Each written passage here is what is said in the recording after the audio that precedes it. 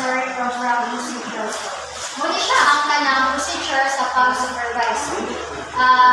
Una is phase 1, which is called startup. It includes establishing the specific purpose of the supervisory activity. So, diri kay nakakikuan ko unsa ni siya nga program nga kanang and then clarify kung unsa yung purpose ani nga ilang gihimo nila kung diagnostic pa ni siya or formative pa ni siya dahil kanang ang ganyan activity nga gihatag din mag-use of slide information sa teacher strength and needs assessment nga gihatag nila dayon kuan kanang na kuan siya individual plan for professional development or kanang DepEd directly sa pag-implement ani nga program sa mga projects nila dayon. Under ani nga phase 1 is startup kay nadri ang mga celebration visit o kanang mga follow-up o support intervention.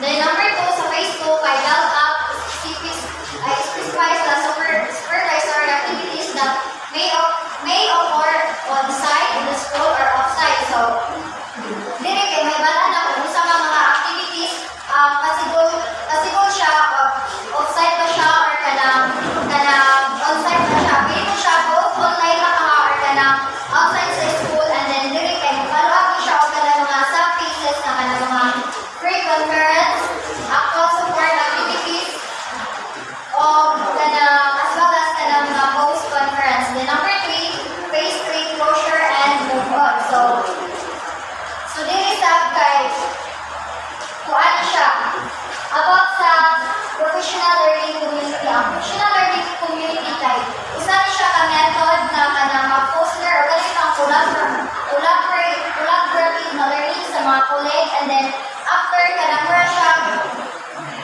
kanang often used as a way na